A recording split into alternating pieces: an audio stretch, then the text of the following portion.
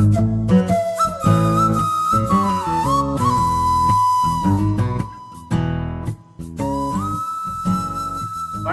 உங்க எல்லாருக்கும் இனிய கிருஷ்ண ஜெயந்தி நல்வாழ்த்துக்கள். கிருஷ்ணர் அப்படின்னாலே ஞாபகம் வருது உடுப்பி. ஸோ அந்த ஊர்ல இருந்து தான் ஒரு ரெசிபி. இது இதுக்கு வேரியேஷன்ஸ் இருக்கலாம், ஆனா நான் கத்துக்கிட்டது இந்த விதத்துல தான். உடுப்பி ரசம் இதுதான் பார்க்க போறோம் இன்னைக்கு.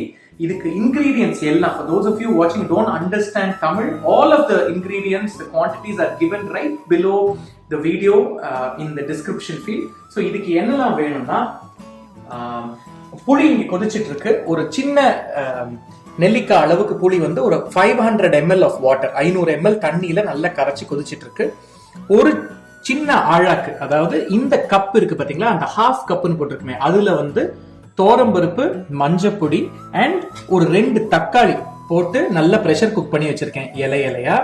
அது தவிர அந்த பொடிக்கு இந்த மாதிரி ஒரு ஃபுல் கப், இந்த ஃபுல் கப்னு சொல்லுவாங்க பாத்தீங்களா, 1 கப் அளவுக்கு அந்த காஷ்மீரி சில்லி ஒரு பியாடகி சில்லி, 3 டேபிள் ஸ்பூன் தனியா, 1 டீஸ்பூன் வெந்தயம், 1 டேபிள் ஸ்பூன் கடலைப்பருப்பு, 1 டேபிள் ஸ்பூன் மிளகு, 1 டேபிள் ஸ்பூன் சீரகம், அப்புறம் கொஞ்சம் வெல்லம். இது பொடிக்கு இல்ல, இப்போ இந்த புளி கொதிக்கும் போது அதுலயே ஆட் பண்ணிடுவோம். அஃப்கோர்ஸ் தாளிக்கிறதுக்கு கொஞ்சம் கடுகு, பெருங்காயம் அண்ட் கருவேப்பிலை.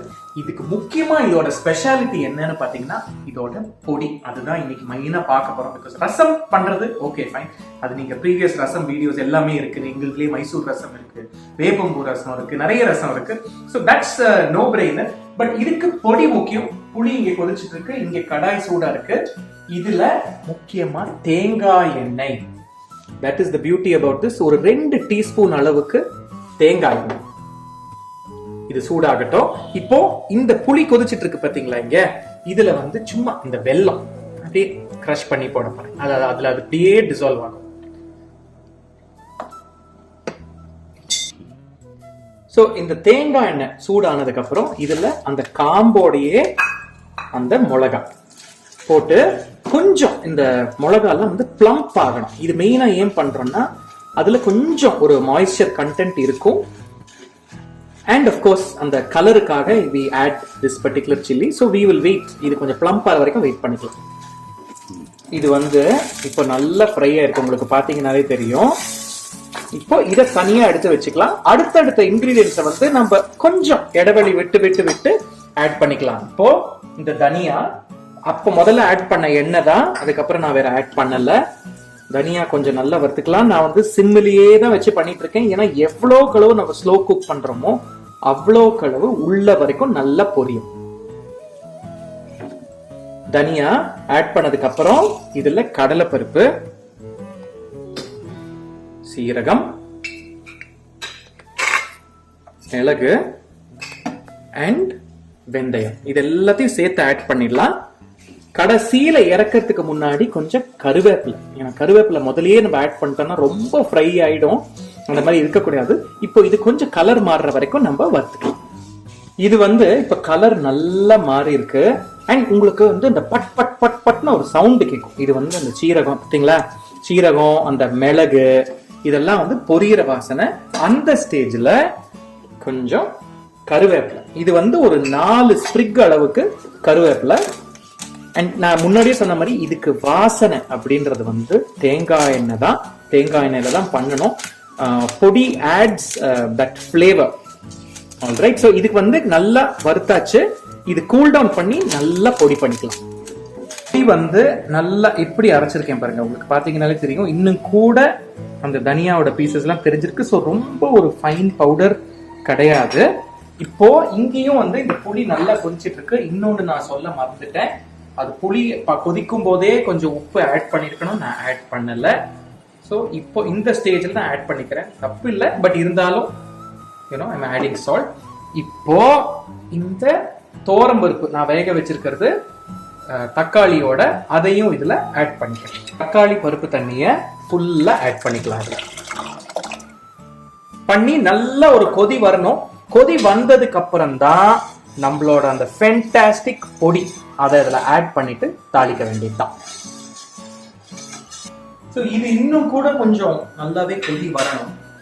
உடுப்பியோட குவிசின் அப்படின்னு நீங்க எடுத்தீங்கன்னாலே எல்லாமே வந்து உடுப்பின்னு இல்லை, எந்தெந்த ஊர்லயுமே வந்து ஒரு ரீஜன் இன்ஸ்பயர்ட் குவிசின் அப்படின்னு சொல்லலாம். ஏன்னா அங்க இருக்கிற உணவு என்னன்னு பாத்தீங்கன்னா, அங்க பக்கத்துல இருக்கிற சுகர் கேன் ஃபீல்ட்ஸா இருக்கட்டும், அங்கேருந்து வளைஞ்ச சுகர் கேன்ல பண்ண வெல்லம், அப்புறம் கோகனட்ஸ் நிறைய இருக்கும். ஸோ அதனால தேங்காவை வந்து கொப்பரையாக்கி அந்த கொப்பரையை யூஸ் பண்ணி இன்கிரீடியன்ட்ஸ் ரெசிபிஸ் வரும்.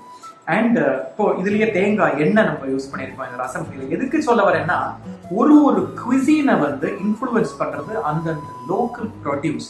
அண்ட் அந்த கோவில் சொல்லவே வேண்டாம், it is such a beautiful temple. அதுக்கு ஹிஸ்ட்ரி வந்து அவ்வளோ இருக்கு, அதோட பிரசாதம் நிறைய இருக்கு. அதுவும் நான் அப்கமிங் எபிசோட்ஸ்ல வந்து I will be demonstrating along with singing also. So இது வந்து இப்போ பாருங்க, உங்களுக்கு பார்த்தீங்கன்னா தெரியும், நல்ல கொதி வருது. கொஞ்சம் ஐ யூஸ்ட் விஸ்க் பண்ணி அந்த பருப்பெல்லாம் கொஞ்சம் நான் நல்லா மேஷ் பண்ணியிருக்கேன். இந்த மாதிரி நல்ல கொதி, அது வரைக்கும் நான் கலரவே இல்லை. கொஞ்சம் இந்த ஸ்டேஜ்ல இந்த ரசப்பொடி இது வந்து நீங்க தாராளமா ஒரு 3 to 4 டேபிள் ஸ்பூன்ஸ் தாராளமா போட்டுக்கலாம். நல்ல வாசனையா இருக்கும், பிரமாதமா இருக்கும். Give that a good mix and கொஞ்சம் வெயிட் பண்ணுங்க, ஏன்னா அந்த வாசனை வந்து அப்பதான் அதுல வந்து இன்ஃபியூஸ் ஆகும். எப்பவுமே வந்து ஒரு ரசம் நம்ம அது பண்ணதுக்கு அப்புறம் உடனே சாப்பிடுறத விட கொஞ்சம் அந்த ரச பொடியோட வாசனை நல்லா அதுல ஊறினதுக்கு அப்புறம் சாப்பிட்டோம்னா பிரமாதமா இருக்கும். ஸோ கொஞ்சம் வெயிட் பண்ணிக்கலாம். இன்னொரு முக்கியமான விஷயம், நான் சொன்ன ப்ரொபோர்ஷனோட ரசப்பொடி வந்து நீங்க ஸ்டாக் அப் பண்ணி வச்சுக்கிறதுக்கு தான். அது மொத்தத்தையும் இதுல போட்டுடாதீங்க, I am not responsible. Okay, so இது நல்ல கொதி வந்துட்டு இருக்கு. இப்போ இங்க பக்கத்துல இந்த கடாயில வந்து தேங்காய் எண்ணெய் சும்மா ஒரு 2 டீஸ்பூன் வச்சிருக்கேன். அதுல கடுகு அண்ட் பெருங்காயம் ஆட் பண்ணிட்டு அப்படி மேல சல்லுன்னு கொட்டிடணும். அவ்வளவுதான். பண்ணோம்னா ஃபென்டாஸ்டிக்கான உடுப்பி ரசம் இஸ் ரெடி. இதுக்கு மேல கார்னிஷுக்கு கொத்தமல்லி போட்டீங்கன்னா பிரமாதமா இருக்கும். இதுல இந்த ரசம் வந்து நான் பண்ணிருக்கிறது வந்து கொஞ்சம் ஒரு திக்கர் வெர்ஷன் அப்படின்னே சொல்லலாம். ஸோ நீங்க அதுக்கேற்ற மாதிரி வாட்டரை வந்து இன்னும் கொஞ்சம் இன்க்ரீஸ் பண்ணி, இல்லை உங்களுக்கு இன்னும் கூட கொஞ்சம் திக்கா வேணும்னா யூஸ் பண்ணலாம்.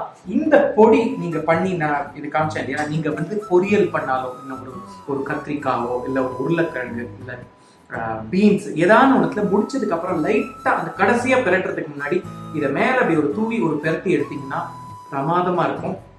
So go ahead, try this recipe. இந்த மாதிரி உடுப்பியிலிருந்து, கார்வார் ரீஜன்ல இருந்து, கேரளால இருந்து, பார்ட்ஸ் ஆஃப் இன்டீரியர் தமிழ்நாடுல இருந்து உங்களுக்கு இன்ட்ரெஸ்டிங்கான ரெசிபிஸ், முக்கியமா recipes that have a story to tell நிறைய வந்துட்டு இருக்கு.